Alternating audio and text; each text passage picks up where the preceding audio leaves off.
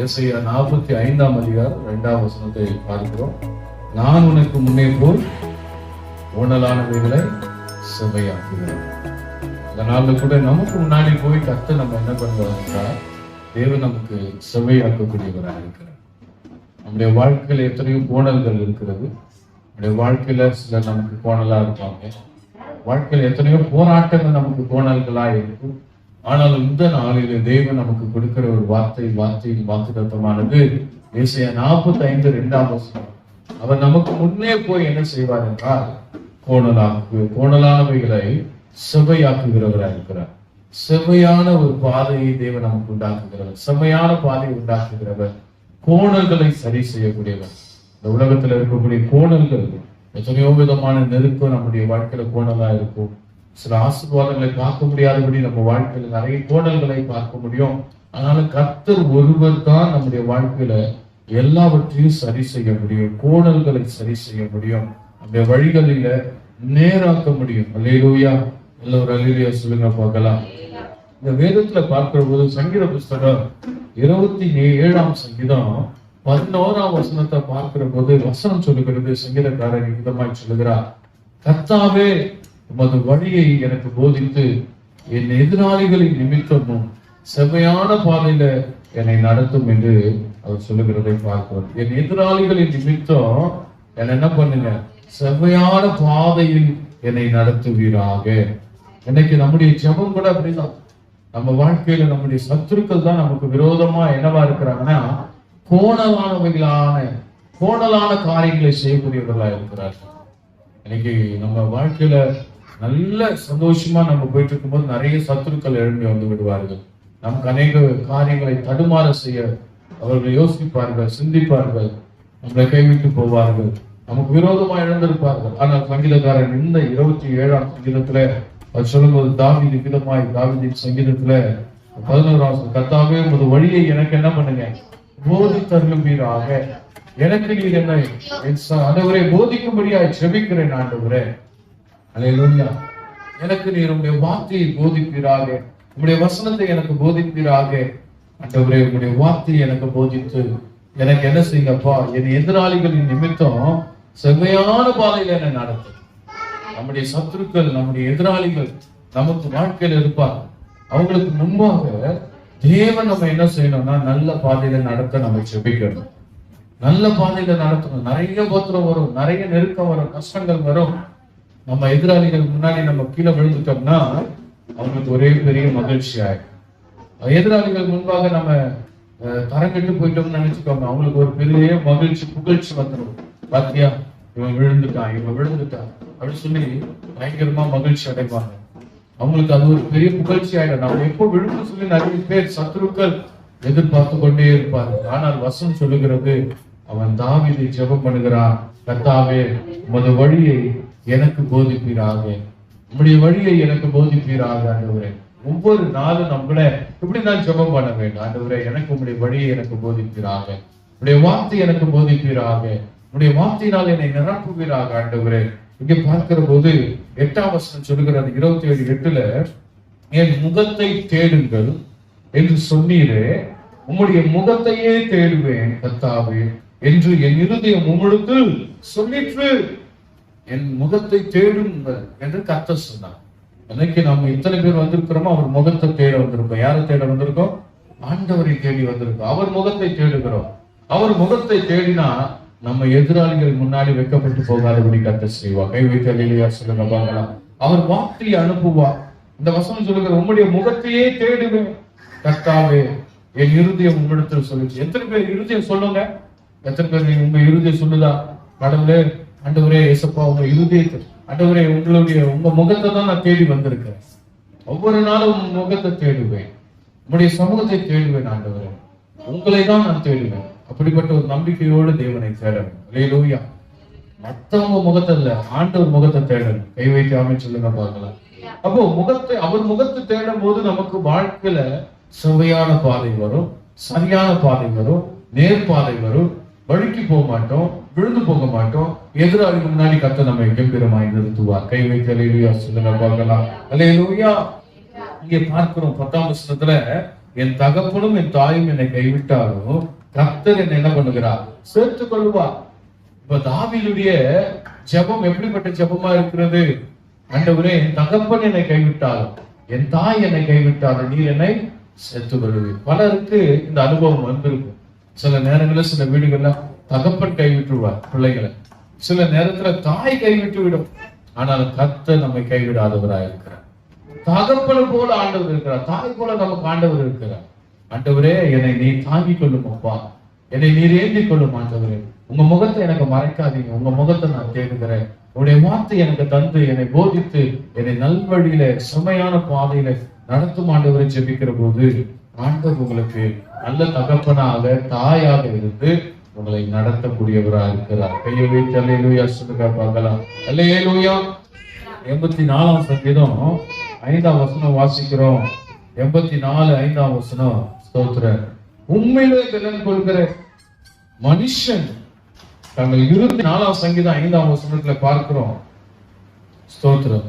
உண்மையிலே பலன் கொள்கிற மனுஷன் தங்கள் இருதயங்களில் சபையான வழிகளில் கொண்டிருக்கிறவர்களும் பாக்கியம். அவருக்குள்ள பலன் வரணும், அவருக்குள்ள சபையான பாதை வரணும். நம்ம இஷ்டத்துக்கு நம்ம ஒரு வழியை நடத்திட்டு போக கூடாது.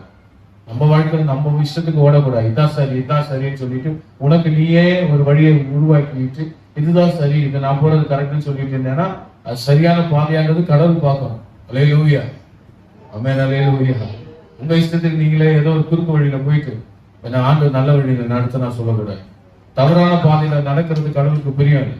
உங்க இருதயத்துல அந்த செம்மையான வழி வரணும், ஆண்டவரை ஆராதிக்கிற வழி வரணும், ஆண்டவரை உயர்த்துகிற வழி வேணும். ஆமென். அல்லேலூயா. அல்லேலூயா. அல்லேலூயா. இங்க பார்க்கிறோம் 4ஆம் வசனத்துல, உம்முடைய வீட்டில் வாசமாய் இருக்கிறவர்கள் பாக்கியவான்கள். யாருடைய வீட்டுல? யார் இருதயம் தெரியுமா செம்மையா இருக்கும்? அவருடைய வீட்டுல வாசமா இருக்கிறவர். ஆண்டவருடைய வீட்டை விட்டு பிரியாதவருடைய இருதயம் செம்மையான வழியில நடக்கும். ஆண்டவரை தேடுகிறவருடைய இருதயம் செம்மையா இருக்கும். இங்க வசனம் சொல்ற, உம்முடைய வீட்டில் வாசமா இருக்கிறவர்கள் பாக்கியவான்கள். அவர்கள் எப்பொழுதும் என்ன பண்ணுவாங்க? துதித்து கொண்டே இருப்பார்கள். சபையில என்ன பண்ணணும்? என்னமா பண்ணணும்? துதிக்கணும். வாயை மூடிட்டு இருக்க கூடாது. கையை எடுத்துட்டு வந்து கையை தட்டணும். கையை கொண்டு வந்துட்டு கையை எங்கேயோ வச்சுக்கிட்டு ஏதோ ஒரு வேலையை பார்க்க கூடாது. வாயை வச்சுக்கிட்டு என்ன பண்ணணும்? சும்மா பேசிக்கிட்டு சபையில இருக்க கூடாது. துதிக்கணும். நம்முடைய வீட்டிலே வாசம் பண்ணுகிறவர்கள் பாக்கியவான்கள். சில சபைக்கு வருவாங்க, சபையில பாட மாட்டாங்க, ரோட்ல உட்காந்து பாடிட்டு, தெருமுனையில நின்று பாடிட்டு. சபையில பாடுறதுக்கு அவ்வளவு கஷ்டம், துதிக்கிறதுக்கு அவ்வளவு கஷ்டம், ஜெபிக்கிறதுக்கு கஷ்டம். அன்று சொல்ற, நீ தேவனுடைய சபையில துதிக்கணும், ஜெபிக்கணும். அல்லேலூயா. எப்போ விடுதலை வரும்? துதிக்கிற போது விடுதலை வரும். 7 நாள் துதித்தார்கள். 7 நாள் துதிக்கிற போது அங்கே விடுதலை ஆண்டவர் கொண்டு வந்தார். 7 நாள் யார் துதிச்சா? எரிகோ கோட்டைக்கு முன்னாடி 7 நாள் துதித்தாங்க. ஆண்டவரே, இந்த கோட்டையை எப்படி இடிக்க போறோம்னு தெரியலப்பா. ஆண்டவர் சொல்லிட்டார், நீங்க மௌனமா என்ன பண்ணுங்க? துதித்து கொண்டே வாங்க. அல்லேலூயா. மௌனமா 7 நாளும் ஒவ்வொரு முறை சுத்தி சுத்தி சுத்தி துதித்து வாங்க. துதிக்கிற போது ஒரு பெரிய ஆயுதம் நம்ம கையில ஆண்டவர் கொடுக்கிறார். துதிக்கிற போது நம்ம வழியை செவ்வைப்படுத்துவார். நமக்கு விரோதமா இருக்கிற சத்ருவின் கோட்டைகளை கர்த்தர் உடைப்பார். கை வைத்து அல்லேலூயா. அல்லேலூயா. சில நேரத்துல ஆண்டவர் உங்களை தனியா விட்டுருவார். அந்த தனிமையில கூட நீங்க என்ன செய்வீங்கன்னு பார்ப்பார். நம்ம துதிக்கணும், தனிமையில துதிக்கணும். கணவன் மனைவியா இருக்கும்போது துதிக்கணும், குடும்பமா துதிக்கணும். சில நேரத்துல தனிமையாக்குவார். அந்த தனிமையிலும் துதிக்க ஆரம்பிக்கணும். அல்லேலூயா. நீங்க துதிக்க தான் ஆண்டவரை மகிமைப்படுத்த முடியும். நீங்க துதிக்கும் போதுதான் விடுதலை வரும், துதிக்கும் போதுதான் ஜெயம் வரும், துதிக்கிற போதுதான் கர்த்தர் எல்லா விதமான பிசாசுகளை எதிர்த்து ஜெயிக்கிற பலனை கர்த்தர் கொடுப்பார். அல்லேலூயா. நீங்க சும்மா இருந்தா ஒண்ணுமே நடக்காது. எப்ப பாரு சும்மா வாய முடிட்டு உண்மைன்னு உட்கார்ந்து இருந்தீங்கன்னா ஏதாவது நடக்கணும், ஒன்னும் நடக்காது. ஐயா, நான் இயேசுவை நம்பி இருக்கிற பண்ணாம நடக்காது. அவரை துதிக்கணும். அவருடைய வார்த்தை நம்ம இருதயத்துல இருந்து பொங்கி வரணும். கை வைத்து அல்லேலூயா சொல்லுங்க. அல்லேலூயா. உண்மையிலே பலன் கொள்ளுகிறவர்கள், உண்மையிலே பலன் கொள்ளுகிறவர்கள் கை வைத்து அல்லேலூயா சொல்லுங்க. அவருக்குள்ள பலன் வரணும், அவருடைய பலன் வரணும். தங்கள் இருதயங்களில் செம்மையான என்னது வழிகளை கொண்டிருக்கிறவர்கள் பாக்கியவான்கள். செம்மையான வழி இருதயத்திலே உண்டாகணும். நான் இப்படிதான் நடப்பேன், நான் இப்படிதான் இருப்பேன், உண்மையா இருப்பேன், துதிப்பேன், செபிப்பேன், ஆண்டவர் சமூகத்தை ஆராய்ந்து பார்ப்பேன், அவர் வசனத்தை ஆராய்ந்து பார்ப்பேன்றது இருதயத்திலே உருவாகும். கை வைக்காமன்னு சொல்லுங்களேன். அல்லேலூயா. 107ஆம் சங்கீதம் 7ஆம் வசனத்துல வசனம் சொல்லுகிறது, தாபரிக்கும் ஊருக்கு போய் சேர அவர்களை செம்மையான வழியிலே நடத்தினார். எந்த வழியில? எந்த ஊருக்கு போக? வசனம் சொல்லுகிறது, தாபரிக்கும் வழியில. தாபரிக்கும் ஊருக்கு, தாபரிக்கும் ஊருக்கு. அல்லேலூயா. ஒரு நல்ல ஊருக்கு போக, ஒரு நல்ல இடத்துக்கு போய் சேரணும்னா கடவுள் கூட இருக்கணுங்க. நம்ம வாழ்க்கை ஆசீர்வாதமா இருக்கணும்னா ஆண்டு நம்ம கூட இருக்கணும். தாபரிக்கும் ஊருக்கு போக 107ஆம் சங்கீதம் 7ஆம் வசனம். பைபிள் வச்சிருக்கவங்க எடுத்து வாசிங்க. 7ஆம் வசனம் திருப்புங்க. கர்த்தருக்கு ஸ்தோத்திரம். 6ஆம் வசனத்துல இருந்து பார்க்கும்போது, தங்கள் ஆபத்திலே கர்த்தரை நோக்கி கூப்பிட்டார்கள், அவர்கள் இக்கட்டுகளில் இருந்து அவர்கள் என்ன பண்ணினார்? விடுவித்தார். இக்கட்டுல, ஆபத்துல என்ன பண்ணாங்களாம்? கர்த்தரை நோக்கி கூப்பிட்டார்கள். ஆபத்து நேரம் வருமா? நிச்சயம் நமக்கு ஒரு ஆபத்து நேரம் வரும். என்னைக்கு வரும் தெரியாது, எப்போ வரும் தெரியாது. ஏதோ ஒரு ஆபத்து நேரம் வரும். கொரோனா நாட்கள் வந்தது, ஆபத்து நேரம். டெங்கு காய்ச்சல் வருது, ஆபத்து நேரம். மலேரியா வருது, ஆபத்து நேரம். மஞ்சாக்காமலை வருகிறது, ஆபத்து நேரம். ஜரம் வருகிற போது ஆபத்து நேரம். கர்த்தருக்கு ஸ்தோத்திரம். எப்போ அந்த ஆபத்து நேரம் இருக்கும் தெரியாது. எத்தனையோ பேருக்கு ஆபத்து அதுல உண்டாயிருக்கிறது, தீங்கு உண்டாயிருக்கிறது. சிலருக்கு நோய்வாய்ப்பட்டு இறந்து போயிருக்கிறாங்க. எத்தனையோ பலவீனத்துல இறந்து போயிருக்கிறாங்க. எத்தனையோ போராட்டத்துல இறந்து போயிருக்கிறாங்க. மரணத்துல அவர்கள் மரித்து போயிருக்கிறாங்க. சூசைட் பண்ணி இருக்கிறாங்க. கடன் கட்ட முடியாம வியாதினால் மரித்து போயிருக்கிறார்கள். குடும்ப கஷ்டத்துல மரித்து போயிருக்கிறாங்க. நோய்வாய்ப்பட்டு இறந்து போயிருக்கிறாங்க. ஆபத்து எப்பொழுது வேண்டாலும் வரலாம். வண்டியில போகும்போது ஆபத்து வரும். நம்ம வேலை செய்யும் போது ஆபத்து வரும். ஒரு முறை இஸ்ரேல் ஒரு வீட்டுல வேலை செஞ்சுட்டு பின்னாடியே நடந்து வந்து ஒரு பக்கம் கீழே பின்னாடி விழுந்தான். ஞாபகம் இருக்கா? கீழே விழுந்து மேல சரியான அடி. ஆனா கர்த்தர் காப்பாற்றினார். ஆபத்து நேரம். அந்த ஆபத்து நேரத்துல கர்த்தர் கூட இருந்தார். இல்லைன்னா அந்த மண்டை என்ன ஆயிருக்கும் தெரியாது. பின்னாடியே விழுந்தான். கர்த்தருக்கு ஸ்தோத்திரம். கர்த்தர் அப்படி காப்பாற்றி இருக்கிறார். எத்தனை முறை பேய்கள் பிடித்து, அசுத்தாவி பிடிச்சு. கர்த்தருக்கு ஸ்தோத்திரம். சவுலுக்குள்ள அசுத்தாவி வந்ததுனால தாவீது அந்த ஆவியை விரட்ட போனான். பாடல் துதி எடுத்து பாடிக்கொண்டே இருந்தான். ஒரு இமை பொழுதுல அசுத்தாவி பிடித்த சவுல் ராஜா அந்த தாவீது மேல அம்பை எய்து ஈட்டியை எறிந்தான். நிமிஷத்துல அவன் உயிர் தப்பியது. யாருக்கு? தாவீதுக்கு. அல்லேலூயா. சில நேரத்துல நம்ம என்ன ஊழியத்துக்கு போற போது நமக்கு ஆபத்து வரும். பேய் விரட்ட தான் போனான் தாவீது. ஆனா ஆபத்து எப்படி வந்தது? துதித்து கொண்டே இருந்தான். பாடல் பாடி ஆராதனை பண்ணி கொண்டே இருந்தான். ஆபத்து வந்தது அவன் ஊழியத்துல. ஆனால் அந்த ஊழியத்துல கர்த்தர் அவனை காப்பாற்றினார். கை வைத்தலையே சொல்லுங்க. உங்களையும் காப்பாற்றுகிறவராய் இருக்கிறார். ஜெபிக்கணும், துதிக்கணும். துதிக்க அன்னைக்கு தாவீது துதிக்கலன்னா கர்த்தர் அந்த ஞானத்தையும் கிருபையும் கொடுத்திருக்க முடியாது. அன்னைக்கு அந்த ஆபத்துல அவனை காப்பாற்றிருக்க முடியாது. தானியேல் ஜெபம் பண்ணலன்னா சிங்கக்கவி என்கிற ஆபத்து வந்தது. அந்த ஆபத்துல அவனை காப்பாற்றிருக்க முடியாது. அல்லேலூயா. அந்த 3 வாலிபர்கள் நல்ல துதிக்கல, ஜெபிக்கலன்னு சொல்லியிருந்தா அவங்களை தூக்கிட்டு போய் ஆபத்துல போட்டாங்க. எந்த ஆபத்து? அக்கினியில போட்டாங்க. 7 மடங்கு அக்கினி. அந்த 7 மடங்கு அக்கினியில தள்ளின போது கூட வசனம் சொல்லுகிறது, கர்த்தர் அந்த அக்கினி நடுவுல வந்து அவங்க 3 பேரையும் காப்பாற்றினார். கை வைத்தலையா சொல்லுங்க. ஆபத்து எப்போ வேண்டாலும் வரலாம். ஆபத்து நேரத்துல நம்ம கூப்பிடுறது இல்ல. நம்ம ஜெபம் பண்ணிக்கிட்டே இருந்தாவே எந்த ஆபத்து வந்தாலும் அந்த ஆபத்துல நம்ம கர்த்தர் கண்மணி போல காக்கிறவராக இருக்கிறார். அல்லேலூயா, அல்லேலூயா. அமாவாசை நாள்ல தான் தேடணும் இல்ல, எல்லா நாளுமே கர்த்தரை தேடணும். எல்லா ஞாயிற்றுக்கிழமை கர்த்தரை தேடணும். தெய்வ சமூகத்துல காத்திருக்கணும். ஒவ்வொரு வெள்ளிக்கிழமை ஜெபிக்கிற ஜெபத்துல காத்திருக்கணும். அதிகாலை ஆராதனையில தேவனை தேடி வரணும். கை வைக்காம சொல்லுங்க பார்க்கலாம். நம்ம ஜெபிக்க துதிக்க தேவன் நம்முடைய துதியில வாசம் பண்ணுகிறவர். ஆபத்து நாட்கள்ல நம்மை விடுவிக்கிறவரா இருக்கிறார். அல்லேலூயா. இந்த வசனம் சொல்லுகிறது, தங்கள் ஆபத்துல கர்த்தரை நோக்கி கூப்பிட்டார்கள், அவர்கள் இக்கட்டில் இருந்து விடுதலை கொடுக்கிறவர். அவர் விடுதலை கொடுக்கிறவர். அல்லேலூயா. விடுதலை தருகிற தேவன். ஆபத்து நேரத்துல தேவனை தேடணும். ஆபத்து நேரத்துல கர்த்தரை உயர்த்தணும். ஆபத்து நேரத்துல ஜெபம் பண்ணணும். தேவ சமூகத்துல காத்திருக்கணும். ஆண்டவரே, என்னை நான் ஒப்பு கொடுக்கிறேன் ஐயா, என்னை நீர் பலப்படுத்த, என்னை பாதுகாப்பீராக. கர்த்தர் நல்லவர். அல்லேலூயா. அப்ப அந்த துதிக்கிற போதுதான் செவ்வையான வழியில ஆண்டவர் நடத்த முடியும். தாபரிக்கும் ஊருக்கு போய் சேர அவளை செவ்வையான வழியிலே நடத்தினார். தவனமுள்ள ஆத்மாவை கர்த்தர் திருப்தியாக்கி பசுள்ள ஆத்மாவை நன்மையினாலே நிரப்புகிறார். நம்மை நிரப்புகிற கர்த்தர். கை வைத்து அல்லேலூயா சொல்லுங்க. நல்ல ஆசீர்வாதங்களை நமக்கு கொடுப்பார், திருப்தியாக்குவார். நம்மை திருப்தியாக்கி நன்மையினால் நிரப்புகிறவர். எப்ப திருப்தியாக்குவார், நன்மை தருவார்? ஜெபிக்கிற போது, ஆண்டவர் சமூகத்தில் காத்திருக்கிற போது நம்மை திருப்தியாக்குகிறவர். வசனம் சொல்லுகிறது, நீதிமொழிகள் 4ஆம் அதிகாரம் 11ஆம் வசனத்தை வாசிக்கிற போது, நீதிமொழிகள் 4:11ஆம் வசனத்துல, ஞான மார்க்கத்தை நான் உனக்கு போதித்தேன். என்னத்தை போதித்தேன்? ஆண்டவர் எதை போதிக்கிறார்? ஞான மார்க்கத்தை நான் உனக்கு போதித்தேன், செவ்வையான பாதைகளிலே உன்னை நடத்தினேன். நம்மளை இதுவரைக்கும் நடத்தி இருக்கிறார். எதுல நடத்தி இருக்கிறார்ப்பா? செவ்வையான பாதையில. செவ்வையான பாதையில ஒவ்வொரு நாளும் நடத்துறார். 3 வேளை நடத்துகிறார்.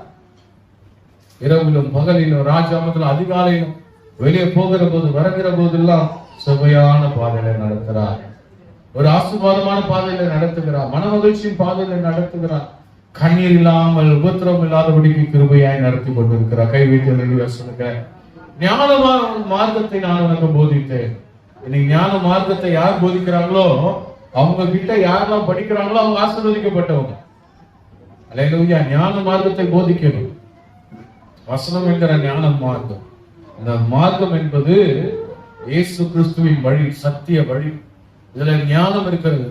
நீதிமொழிகள் ஞானத்தை பத்தி பேசினான். நீதிமொழிகள்ல சாலமோன் ஞானத்தை குறித்து பிரசங்கம் பண்ணினான். எப்படிலாம் இருக்கணும், விவேகம் முக்கியமா, என்ன முக்கியம் என்பதை குறித்து அவன் ரொம்ப அருமையா சொல்லிக் கொடுத்தான். ஞானத்தை சம்பாதி. 4ஆம் அதிகாரத்தை பாருங்க, 5ஆம் வசனத்தை வாசிக்கும் போது, 4ஆம் அதிகாரம் 5ஆம் வசனம், ஞானத்தை சம்பாதி, புத்தியையும் சம்பாதி, என் வாயின் வார்த்தைகளை மறவாமலோ விட்டு விலகாமலோ இரு. என்னத்தை சம்பாதிக்கணும்? முதல்ல ஞானத்தை சம்பாதிக்கணும். இந்த சம்பளம் முக்கியம். ஞானம் என்பது அவசியம், புத்தி என்பது அவசியம். எல்லாம் தெரிந்தும் புத்தி இல்லாம நடக்கக்கூடாது. எல்லா ஞானமும் இருந்தும் நமக்கு ஞானம் இல்லாத மாதிரி நடக்கக்கூடாது. பைத்தியக்காரன் போல நடக்கக்கூடாது. அல்லேலூயா. புத்தி இல்லாதவர்களாய் நடக்கக்கூடாது. வளர்ந்தவர்கள் புத்தியோடு ஞானத்தோடு நடக்கணும். சபையில இருக்கிற போது சபையில ஞானத்தோடு புத்தியோடு நடக்கணும். ஆராதிக்கிற போது ஞானத்தோடு புத்தியோடு ஆராதனை செய்யணும். தெளிந்த புத்தியோடு ஆராதனை செய்யணும். அல்லேலூயா. ஞான மார்க்கத்தை நான் உங்களுக்கு போதித்தேன், அதை விடாதே, அது உன்னை தற்காக்கும், அதன் மேல் பிரியமாயிரு, அது உன்னை காத்துக்கொள்ளும். வசனத்தை விடக்கூடாது. தேவனுடைய வார்த்தையை ஒரு நாளும் மறந்து விடக்கூடாது. ஞானமே முக்கியம். ஞானத்தை சம்பாதி. எண்ணத்தை சம்பாதித்தாலும் புத்தியை சம்பாதித்து ஞானத்தை சம்பாதி. எண்ணத்தை சம்பாதிக்கிறீர்கள். வசனம் சொல்ல, எண்ணத்தை சம்பாதித்தாலும் சொல்லுங்க பால, எண்ணத்தை சம்பாதித்தாலும் ஞானத்தை சம்பாதி. அல்லேலூயா. ஞானம் இல்லாம பேசக்கூடாது, ஞானம் இல்லாம செயல்படக்கூடாது, ஞானம் இல்லாம நடக்கக்கூடாது. ஆமென். அல்லேலூயா. நம்மளால மற்றவங்களுக்கு எந்த இடையூறு வரக்கூடாது. அப்படி இடையூறு வருதுன்னா நம்ம செவ்வையான பாதைகள் நடக்கல, நம்ம இருதய செவ்வையா இல்ல, வசனத்துல நாம் வாழலன்னு அர்த்தம். கர்த்தருக்கு ஸ்தோத்திரம். வசனம் சொல்லுகிறது, லூக்கா புத்தகம் 3ஆம் வசனம் 3ஆம் அதிகாரம் 4ஆம் வசனத்துல, லூக்கா 3:4, பள்ளங்கள் எல்லாம் நிரப்பப்படும், சகல மலைகளும் குன்றுகளும் தாழ்த்தப்படும், கோணலானவைகள் செவையாகும், சரடானவைகள் சமமாகும் என்றார். அல்லேலூயா. பள்ளங்கள் எல்லாம் என்ன ஆகும்? நிரப்பப்படும். உன் வாழ்க்கை பள்ளத்துல இருக்குதா? உன் குடும்ப வாழ்க்கை பள்ளத்துல இருக்கா? உன்னுடைய ஆசீர்வாதங்கள் பலமா இருக்கா? நீ ஜெபிக்க ஜெபிக்க கர்த்தர் உன்னை நிரப்புகிறவராய் இருக்கிறார். அல்லேலூயா. தேவனே என்னை நிரப்புங்க சொல்லுங்க. என்னை நிரப்புங்க ஆண்டவரே. என்னை ஆசீர்வாதத்தினால் நிரப்புங்க ஆண்டவரே. தேவன் ஒருவர்தான் நம்ம நிரப்ப முடியும். நம்ம கூட இருக்கிறவங்க எல்லாம் எல்லா நன்மையும் வச்சிருப்பாங்க, ஆனா நம்ம கேட்கும் போது மட்டும் இல்லைன்னு சொல்லுவாங்க. அப்ப நம்ம பள்ளத்துலதான் இருப்போம். யாருக்கிட்ட கையேந்துறோம்னா நம்ம பள்ளத்துல இருக்கிறோம்னு அர்த்தம். அப்ப நம்முடைய வாழ்க்கை மேல வரத்துக்கு தேவன் நம்மை நிரப்ப வேண்டும். கை வைக்காம சொல்லுங்களேன். எப்ப கையேந்துவோம்? பள்ளத்துல இருக்கிறோம். மேல இருக்கிறவனை பார்த்து கையை தூக்கி கேட்பான், என்னன்னு, என்னை தூக்கி விடு, என்னை தூக்கி விடு. பணம் இல்லாதப்ப நம்ம மற்றவங்களை பார்த்து உதவி கேட்கிற, கை நீட்டி எனக்கு உதவி செய்வீங்களாக கை நீட்டுகிறோம். மற்றவர்கிட்ட நம்ம கையை தூக்கி கேட்டோம்னா பள்ளத்துல இருக்கிற நம்மை தேவன் நிரப்புவா. நம்ம மேல கொண்டு வருவா. கை வைத்து அல்லேலூயா சொல்லுங்க பார்க்கலாம். மலைகள் குன்றுகளாக தாழ்த்தப்படும், கோணலானவைகள் செவ்வையாகும், கரடானவை சமமாகும். ஆண்டவர் கரடான பாதையில இருந்து தேவன் செம்மைப்படுத்துகிறவராய் இருக்கிறார். கரடான பாதை வாழ்க்கையில இருக்கலாம். தேவனே, நான் என்ன செய்ய போறேன்? வாழ்க்கை கரடானவைகளா இருக்கு, முரடானவைகளா இருக்கு, கோணலா இருக்குது. இப்படிப்பட்ட பாதையை வாழ்க்கை மாறட்டும். ஆண்டவரை ஜெபம் பண்ணுங்க. இரவுல ஜெபிங்க, சபையில உட்கார்ந்து ஜெபிங்க, ஆண்டவரை தேடி வந்து ஜெபிங்க. எப்பெல்லாம் நேரம் கிடைக்குது ஆலயத்துல வந்து முட்டி போட்டு ஜெபம் பண்ணுங்க. ஆண்டவரே, என் பள்ளங்களை நிரப்புங்க. ஆண்டவரே, என் வாழ்க்கையை சரி பண்ணுங்க. ஆண்டவரே, என் வாழ்க்கையில இருக்க உபத்திரத்தை, கோணல்களை சரி பண்ணுங்க. ஆண்டவரை ஜெபம் பண்ணுங்க. ஆண்டவர் தாழ்த்து, ஆண்டவர் உன்னை தாழ்ந்த வாழ்க்கை மேலாக்குவா. அப்படின்னு சொல்லுங்க பார்க்கலாம். ஏசாயா 40:4 சொல்லுகிறது, பள்ளமெல்லாம் உயர்த்தப்பட்டு சகல மலையும் குன்றும் தாழ்த்தப்படும், கோணலானது செவ்வையாகி கரடு முரடானவை சமமாக்கப்படும். இப்போ வரும்போது ரோடு பார்த்திருப்பீங்க. போன வாரத்துல பார்க்கும்போது ஒரு மாதிரி இருந்தது, போன மாசம் பார்க்கும்போது ஒரு மாதிரி இருந்தது, அதுக்கு முதலாம் மாசம் பார்க்கும்போது ரோடு ஒரு மாதிரி இருந்தது, போன வருஷம் பார்க்கும்போது இந்த ரோடு ரொம்ப பள்ளம் மேலா இருந்தது. ஆனா இன்னைக்கு பார்க்கும்போது அந்த வழி எப்படி இருக்கு? சமமாக்கப்பட்டு. பைக்ல வரவங்களுக்கு ரொம்ப ஆசீர்வாதமா இருக்கு, கார்ல வரவங்களுக்கு ஆசீர்வாதமா இருக்கு. இப்ப இந்த தெருவுக்கு முதல் போட்டாங்க, ரொம்ப நாளா. இப்ப பக்கத்து தெருவுக்கு போனா ஒரே பள்ளம், மேடு, கரடு முரடா இருக்கு, முடியல, நடக்க முடியல. இப்படிப்பட்ட கரடு முரடான பாதையில ஒரு மனுஷனால் நடக்க முடியுமானால் முடியாது. ரொம்ப வேதனை. கண்ணு தெரியாதவங்க நடக்கணும்னா கஷ்டம், நடக்க முடியாது. குழந்தைகளால நடக்க முடியாது, பாதிப்பு. அப்ப நம்ம வாழ்க்கையில அந்த கரடு முரடானவைகள் வருமானால் நம்ம கீழே விழுந்து போவோம், தடுமாற்றம் வரும், நெருக்கங்கள் வரும். ஆண்டவர் நம்முடைய கரடு முரடான பாதைகளை செவ்வையாக்க வேண்டும். கை வைத்து அல்லேலூயா சொல்லுங்களேன். அல்லேலூயா. கரடு முரடான பாதையில தேவன் நம்ம விடுதலை ஆக்கணும். பள்ளங்கள் எல்லாம் நிரப்பப்படணும், சமமாக்கப்படணும். நல்ல ஜெபம் பண்ண, ஆண்டவரே என் வாழ்க்கை இப்படி சமமாக்குங்க. ஆண்டவரே ஒரு பிளெயின் ரோடு தாங்க. ஆண்டவரே என் வாழ்க்கை சமமாக்கப்படட்டும், ஆசீர்வாதங்களால் சமமாக்கப்படட்டும், என் வழியை செவ்வைப்படுத்தும். ஆண்டவரே கை வைத்து அல்லேலூயா சொல்லுங்களேன். அல்லேலூயா, அல்லேலூயா. கர்த்தருக்கு ஸ்தோத்திரம். அப்போஸ்தலர் 15:17 சொல்லுகிறது. அப்போஸ்தலர் 15:17, நான் இதற்கு பின்பு திரும்பி வந்து விழுந்து போன தாவீதின் கூடாரத்தை மறுபடியும் எடுப்பித்து அதிலே பழுதாய் போனவைகளை மறுபடியும் சீர்படுத்தி அதை செவ்வையாக நிறுத்துவேன் என்று இவைகள் எல்லாவற்றிலும் செய்கிற கர்த்தர் சொல்லுகிறார் என்று எழுதியிருக்கிறார். இந்த வசனம் ஒரு பெரிய வாக்குத்தத்த வசனம். விழுந்து போன தாவீதின் கூடாரத்தை அப்போஸ்தலர் 15:17 சொல்றாரு, நான் மறுபடியும் என்ன பண்ணுவேன்? எடுப்பிப்பேன், உயர்த்துவேன். கை வைத்து ஆமீன் சொல்லுங்களேன். என் வாழ்க்கை தாழ்ந்து போச்சு, உயர்வு இல்லாம இருக்கு. ஒருவேளை உயர்ந்த வாழ்க்கையை தாழ்ந்து போயிட்டேன், மலை போல இருந்தேன், குன்று போல மாறினேன், குன்று போல இருந்த நான் தாழ்த்தப்பட்டு போறேன். ஆனால் கர்த்தர் என்னை மறுபடியும் சமமாக்குவார், மேன்மைப்படுத்துவார், அவர் எடுப்பிப்பார். அவர் நம்மை தூக்கினா நம்மளை யாருமே கீழே பிடிச்சி இருக்க முடியாது. அல்லேலூயா. அவர் ஆசீர்வதிச்சா நம்ம ஒரு நாள் தாழ்ந்து போக முடியாது. அவர் நம்ம கொடுத்துக்கிட்டே இருப்பார். He will protect, he will give. அவர் கொடுத்துக்கிட்டே இருப்பார். He will provide us. அவர் கொடுத்துக்கிட்டே இருப்பார், உதவி செஞ்சுக்கிட்டே இருப்பார். He will give provision. நல்ல ஆகாரத்தை நமக்கு கொடுத்துக்கொண்டே இருப்பார். யெகோவா ஈரே. அவர் எல்லாம் சொல்லுங்க பாருங்க, யெகோவா ஈரே.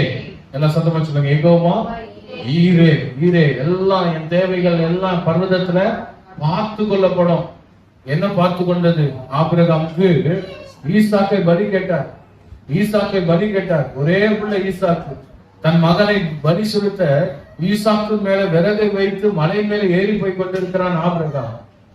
ஆபிரகாம் கிட்ட ஈசாக்கு கேட்கிறான், அப்பா இங்க விறகு இருக்கு, கத்தி இருக்கு, கழுதை இருக்குதுப்பா, எல்லாம் இருக்கு, நம்ம வந்துட்டு இருக்கோம், பலி செலுத்துறதுக்கு ஆடு எங்கப்பான்னு கேட்டேன்.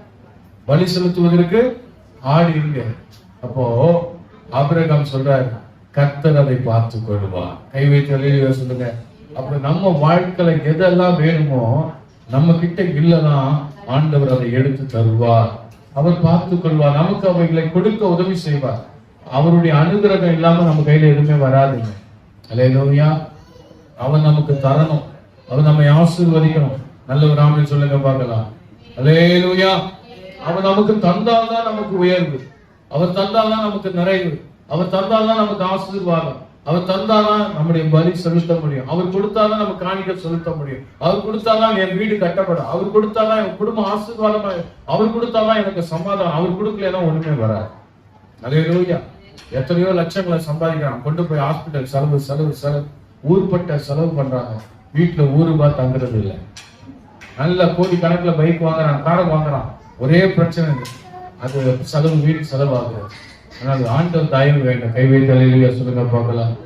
வசனம் சொல்லுகிற தாவீதின் கூடாரத்தை மறுபடியும் எடுப்பித்து அதிலே பழுதாய் போனவைகளை மறுபடியும் என்ன பண்ணுவேன், சீர்படுத்துவேன். ஜெபம் பண்ணுங்க பார்க்கலாம். ஆண்டவரே, என் வாழ்க்கையில பழுதாய் போனவைகளை சீர்படுத்துவீரார், பழுதாய் போனவைகளை சீர்படுத்துவீரார். வாழ்க்கையில எது பழுதா போயிருக்கோ அதெல்லாம் ஆண்டவர் சரி பண்ணணும். உன்னை ஆண்டவர் இன்னும் புதுப்பிக்கணும், ஆண்டவர் உங்களை சீர்படுத்த வேண்டும், ஆண்டவர் உங்களை எடுப்பிக்க வேண்டும், ஆண்டவர் உங்களை சீர்படுத்தி கட்ட வேண்டும். கை வைத்து அல்லேலூயா சொல்லுங்க. அல்லேலூயா. ஆண்டவரே, நான் கர்த்தருக்கு ஆசீர்வாதமாய் நான் மாறணும், நான் கர்த்தருக்கு போஜனமாய் மாறணும், கர்த்தருக்கு நான் ஆசீர்வாதமாய் மாறணும். ஆண்டவரே, என்னை நீர் ஆசீர்வதியும் அப்பான்னு ஜெபம் பண்ணுங்க. அதை செவையாக நிறுத்துவேன். ஆண்டவர் மூணாவது, நான் செவையாக அதை நிறுத்துவேன். தேவனுடைய வீட்டை தேவன் நிறுத்துவார். அவர் நம்மை சீர்படுத்துகிறவர், அது ஆண்டவர் நம்மை நிலைநிறுத்துகிறவர். அல்லேலூயா. உங்களை ஆண்டவர் தான் நிறுத்தணும். செவையான பாதையில் ஆண்டவர் ஒருவர் தான் உங்களை நிறுத்தணும். நீங்க தான் ஜெபிக்கணும், அப்பா என்னை நிறுத்துவீராக. அல்லேலூயா. ஆண்டவர் நிக்க வைக்கலன்னா நம்மளால நிக்க முடியுமா? நிக்கவே முடியாது. ஒரு ஆசீர்வாதம் நம்ம கிட்ட தங்கி இருக்குமா? நிக்காது. பேதுரு இரவெல்லாம் என்ன பண்றான், வலையை போட்டு வலையை போட்டு வலையை போட்டு மீன் பிடிக்க தேடுறான். நல்ல அவருக்கு திறமை இருக்கு, மீனை போடுறாரு, வலையை போடுறாரு. எங்க மீன் வலை போட்டா மீன் வரணும் எல்லாம் தெரியும் அவருக்கு. ஆனா பாருங்க, அந்த ராத்திரியில அவர் தூக்கி வலையை போட்டு போட்டு போட்டு பாக்குறாரு. ஆனா ஒரு மீன் கூட கிடைக்கல. இன்னைக்கு பல நேரங்களில் நம்ம நல்லா படிச்சிருக்கோம், நல்ல திறமை இருக்கும், அறிவு இருக்கும், ஞானம் இருக்கும், எல்லாம் இருக்கும். ஆனா ஒரு ஆசீர்வாதம் கூட கையில இருக்க, ஒரு நன்மை இருக்க, யாருக்குமே ஒரு ரூபாய்க்கு பிரயோஜனமா இருக்க மாட்டேன். ஆனா காலையில ஆண்டவர் சொல்றாரு வந்து, பேதுருவே உன் படகுல கொஞ்சம் இடம் கொடு, பேதுருவே வா, சீமோன் பேதுருவே நீ போய் என்ன பண்ணு, வலைய போடு. அப்ப அந்த பேதுரு சொன்னாரு, ஆண்டவரே நைட்டெல்லாம் நான் என்ன பண்ணேன், வலை போட்டேன், ஆனாலும் ஒரு மீன் கூட என்ன பண்ண முடியல, பிடிக்க முடியல. இன்னைக்கு நம்ம சபையில ஊழியம் கூட அப்படிதான். ஒரு 4 ஆத்துமா, ஒரு ஆத்துமா பிடிக்கிறது அவர் கிருபை இருந்தாதான் பிடிக்க முடியும், இல்லையா பிடிக்க முடியாது. அல்லேலூயா. வாய் கிழிக்க பேசிடலாம், எங்க வேணா பேசிடலாம். நம்ம அறிவுல இப்படி பிரசங்கம் பண்ணலாம், அப்படி பிரசங்கம் பண்ணலாம், 1000 பிரசங்கம் பெருசா பண்ணிடலாம். ஆனா நம்ம இஷ்டத்துக்கு கீபோர்டு வாசிக்கலாம், இஷ்டத்துக்கு பேட் வாசிக்கலாம், என்ன வேணா பண்ணலாம் திறமைன்னு. ஆனா ஆத்துமாதாயம் பண்ண ஒரு மீனை பிடிக்கணும்னா அவர் கிருபை வேணும். அல்லேலூயா. ஒரு ஆத்துமா சபைக்கு வரணும்னா கிருபை வேணும், ஊழியம் நடக்கணும்னா கிருபை வேணும், வீட்டுல பணம் வரணும்னா என்ன வேணும், கிருபை வேணும். அல்லேலூயா. வீட்டுல அரிசி வரணும்னா கிருபை வேணும், வீட்டுல ஆசீர்வாதங்கள் வரணும்னா கிருபை வேணும். கை வைத்து அல்லேலூயா சொல்லுங்க. பேதுரு நைட் எல்லாம் வலைய போட்டாரு, என்ன பிடிச்சாரு? அவன் சொல்றான் ஸ்டேட்மெண்ட், நான் ஒண்ணுமே பிடிக்கலப்பா. இப்ப பேதுரு கிட்ட ஆண்டவர் ஒரு காரியம் வைத்தார், வா வலைய போடு, வலதுபுறத்துல போடு, கொஞ்சம் ஆழத்துல போடு. அல்லேலூயா சொல்லு பார்க்கலாம். எப்படி போடு? ஆழத்துல போடு, போ வலது பக்கத்துல போய் போடு. அவன் போட்டு எடுக்கிறான். ராத்திரி எல்லாம் கிடைக்காதது பட்ட பகல்ல வெயில மீன் கிடைக்குதுங்க. அல்லேலூயா. இரவுல பிடிக்க போறது காரணம் என்ன தெரியுமா? இரவுல போனா மீன் எல்லாம் மேல வரும். அப்ப வலைய வச்சிருக்கும் போது அந்த வலைய அந்த மீன் பிடிச்சிக்கலாம். குளிர்ச்சி தண்ணியில மேல மீன் வரும். ஆனா பகல்ல வெயில என்ன பண்ண அந்த மீன் மேல வர. ஆண்டவர் பாத்தீங்கன்னா பகல்ல போய் கீழ இருக்கிற மீனை மேல கொண்டு வந்து உனக்காக வைத்திருக்கிற ஆசீர்வாதத்தை பெற்றுக் கொண்டு கொடுத்தா. கை வைத்து அல்லேலூயா சொல்லுங்க. அப்படின்னா என்ன அர்த்தம்? அவர் சொன்னபடி செய்தால் அவர் நம் வழியை செவையாக்குவார். அல்லேலூயா. நீ நைட் எல்லாம் பிரயாசப்படலாம், ஒரு மாசம் ஃபுல்லா பிரயாசப்படலாம், நீ சபைக்கு வராம பிரயாசப்பட்டுட்டே இருக்கலாம். ஆனா கையில என்ன சேர்த்து வச்சிருக்கிற? ஒண்ணும் கிடையாது. ஆனா சபைக்கு வந்து பாரு, கர்த்தர் சொன்னபடி செய்து பார், உன்னை சபையாய் ஆசீர்வதிப்பார். அல்லேலூயா. வார்த்தை சொன்னதை கீழ்ப்படி. obey to the God's word. கர்த்தருடைய வசனத்துக்கு கீழ்ப்படி அவர் உன்னை மறுபடியும் நிலை நிற்க செய்வார். அவர் உங்களை நிறுத்துவார். ஆமென் சொல்லுங்க பாருங்க. உன்னை நிறுத்துவார். ஆசீர்வாத தூணா நிறுத்துவார். கம்பீரமா நிற்க வைப்பார். அல்லேலூயா. கம்பீரமா நிறுத்த வைப்பார். சில மரங்கள்லாம் இருக்கும், ஹைட்டா இருக்கும், கனிகள் காய்கள் மேல இருக்கும். கீழே இருந்து பாக்குறவங்களுக்கு அவ்வளவு ஆசையா இருக்கும். ஐயோ, இந்த மரத்துல இவ்வளவு இருக்கிறாரு, ஓடி போய் ஏறி பிடிச்சிட முடியுமா? எல்லாராலும் ஏறி பிடிக்க முடியுமா? மரத்துல, பெரிய உயர்ந்த மரத்துல முடியாது. யாருக்கு ஏற தெரியுமோ அவங்கதான் ஏறி போய் என்ன பண்ண முடியும்? அதை பறிக்க முடியும். அப்போ ஆண்டவர் உங்களை உயர்ந்த இடத்துல ஆண்டவர் வைப்பார். வீண் செலவுகளை குறைப்பார். தேவையானவர்களை அனுப்புவார். உங்களை நிலைநிறுத்துவார். உங்களை ஆசீர்வதிப்பார். கை வைத்து ஆமென் சொல்லுங்க பாருங்க. அல்லேலூயா, அல்லேலூயா.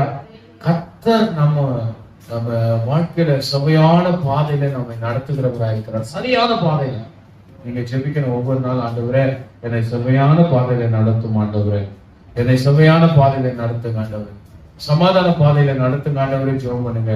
கர்த்தர் உங்களுக்கு அந்த சமாதானத்தின் பாதையில, சபையான பாதையில ஆண்டவர் உங்களை நடத்துவார். அல்லேலூயா சொல்லுங்கப்பா. மறுபடியும் அப்போஸ்தலர் 15:17 சொல்லுகிறது, வாசிக்கலாம். நான் இதற்கு பின்பு திரும்பி வந்து விழுந்து போன தாவீதின் கூடாரத்தை மறுபடியும் எடுப்பித்து அதிலே பழுதாய் போனவைகளை மறுபடியும் சீர்படுத்தி, பழுதாய் போனவைகளை என்ன பண்றாரு? சீர்படுத்துறார். அல்லேலூயா. வீடுகள்ல பழுதாய் போனா நம்ம என்ன பண்றோம்? சீர்படுத்துறோம். வருஷத்துக்கு ஒரு வாட்டி வெள்ளை அடிக்கும். ஏன்? அது சரியில்லை, மறுபடியும் சீர்படுத்தும். அது போல ஆண்டவரே வந்து நம்முடைய வாழ்க்கையில இருக்கிற பழுதானவைகளை அவர் சீர்படுத்துகிறார். அவர் சீர்படுத்துறதுக்கு நம்ம ஒப்பு கொடுக்க வேண்டும். அவர் சீர்படுத்திட்டாருன்னு வச்சுக்கோங்க, நம்ம ரொம்ப அழகா மாறி. கை வைத்து அமைச்சு சொல்லுங்க பாருங்க. அவர் அநேகருக்கு பிரைட்டா ஆசீர்வாதமாய் கர்த்தர் வைப்பார். பிளஸிங்கா ஆண்டவர் வைப்பார். சீர்படுத்துவார். பழுதானவைகளை மறுபடியும் சீர்படுத்தி அதை சபையாக நிறுத்துவேன், அழகாய் நிறுத்துவேன், ஆசீர்வாதமாய் நிறுத்துவேன். கர்த்தர் நம்முடைய வாழ்க்கையை அநேகர் பார்க்கத்தக்கதாய், அவலட்சணமா இருக்கிற நம்ம வாழ்க்கையை, அனுகூலமா இருக்கிற நம்முடைய வாழ்க்கையை, நம்முடைய பாதைகளே தெரியாம நம்ம இருண்ட வாழ்க்கையில இருட்டில இருக்கலாம். ஆனால் கர்த்தர் ஒருவர் பரலோகம் பார்த்து கொண்டு இருக்கிறதை அவர் நம்மை சீர்படுத்தி ஸ்திரப்படுத்தி நிலை நிறுத்துவார். கை வைத்து அல்லேலூயா சொல்லுங்க பாலாம். நிலை நிறுத்துகிறவர் எப்படி நிலை நிறுத்துகிறார்? செவ்வையாய் நிலை நிறுத்துகிறார். செவ்வையாய் நிலை நிறுத்துகிறார். அப்ப செவ்வையான வாசல் தேவன் நமக்கு தருகிறவராய் இருக்கிறார். கை வைத்து ஆமென் சொல்லுங்க பாலாம். அல்லேலூயா. அப்படியே கர்த்தர் சமூகத்துல நம்ம ஒப்பு கொடுப்போம், துதிக்கலாம். கர்த்தர் சமூகத்துல